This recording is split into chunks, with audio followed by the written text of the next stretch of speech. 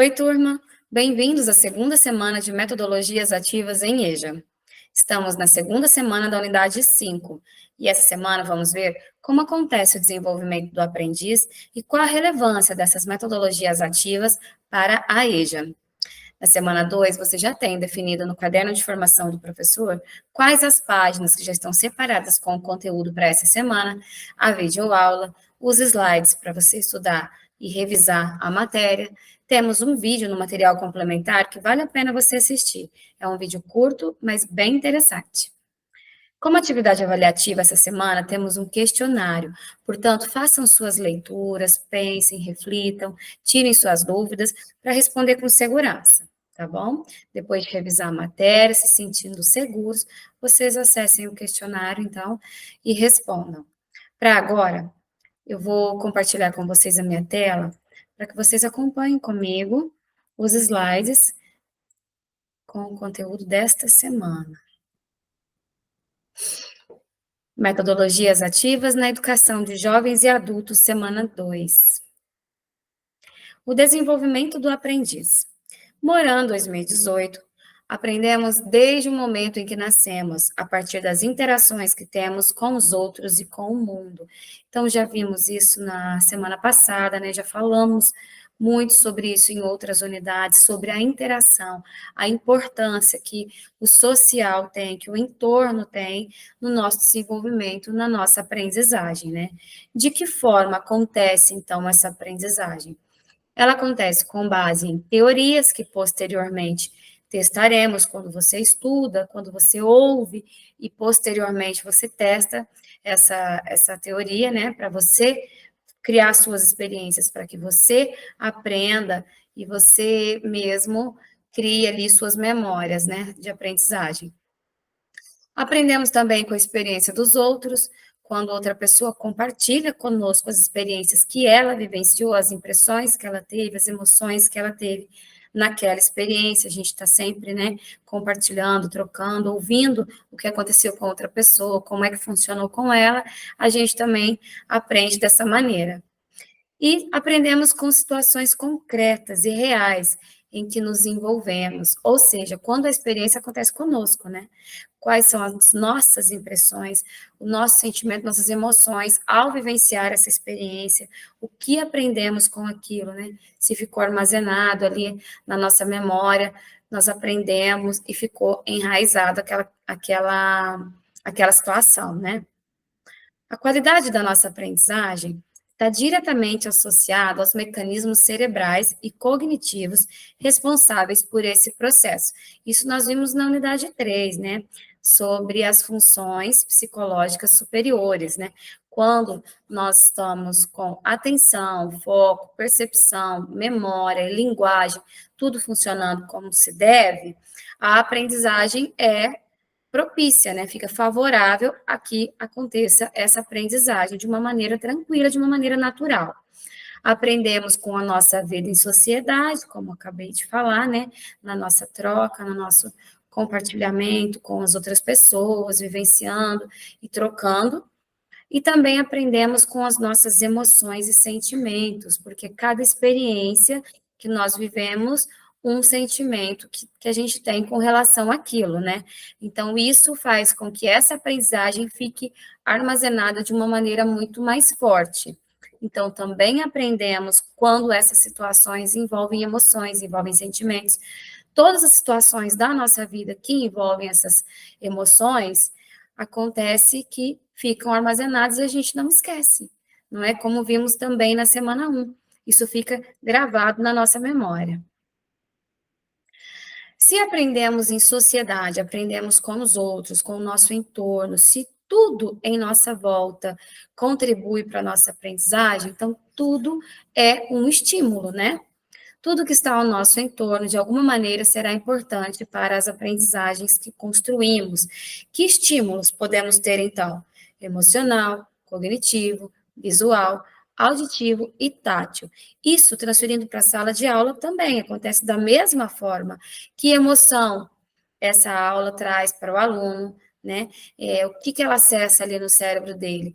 Cognitivo, visual, quais são as ferramentas metodológicas que você usou para apresentar esse conteúdo, que estímulo você leva para essa aula, visual, auditivo, tátil, tudo isso facilita a aprendizagem. Quanto maior for o número de conexões com memórias que já estão fortalecidas no aprendiz, maiores serão as chances de ser aprendido com rapidez. Essa é outra questão que nós estamos sempre batendo, né? Uma tecla que a gente está sempre dizendo.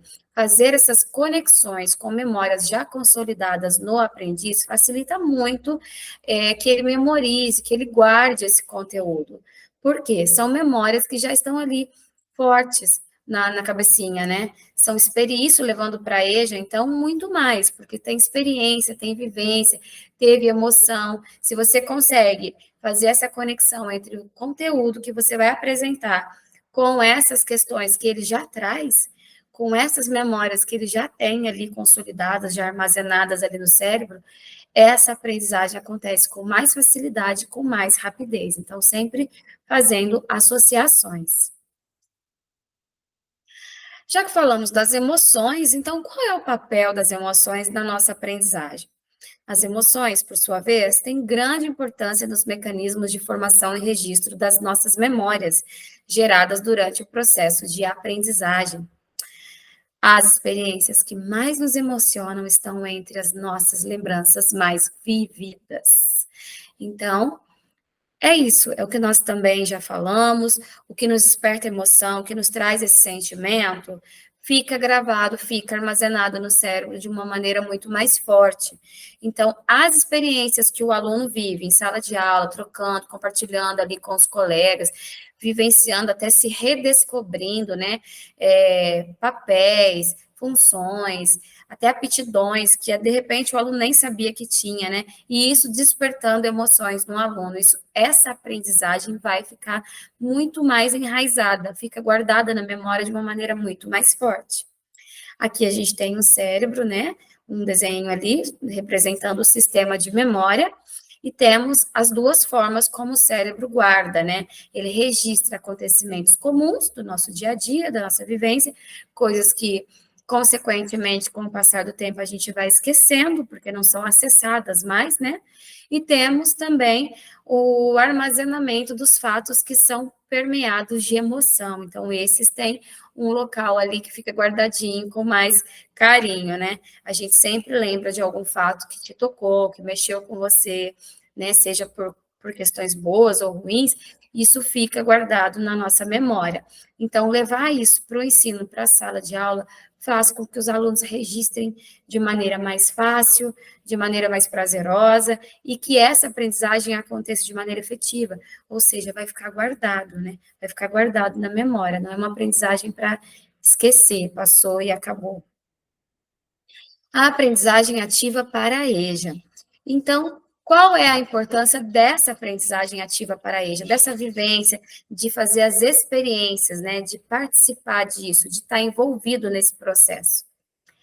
Alunos jovens e adultos tendem a se interessar por aprender aquilo que tem relevância para as suas vidas. Se o aluno percebe que aquilo tem uma importância para a vida dele, que é útil, que ele vai usar aquilo, é claro que ele vai ficar muito mais engajado e vai participar muito mais, porque ele vê a importância daquilo para a vida dele. É fundamental que o seu processo de aprendizagem seja reflexivo, baseando-se em suas experiências de vida associadas ao que está sendo aprendido. Então, que as aulas levem o aluno a refletir, a pensar sobre aquilo, levando isso para o mundo real, né? Levando isso para a vida dele. O que esse conteúdo é útil para mim? Vamos refletir sobre isso, né? Aqui temos também que eles devem ser sujeitos participantes das decisões metodológicas dos professores, das decisões dos objetivos, dos critérios de avaliação, como se dará essa aula. Eles podem e devem participar disso, né? Isso torna eles também sujeitos desta aula de uma maneira que eles se veem ativos, né? Participando, e isso os torna mais interessados.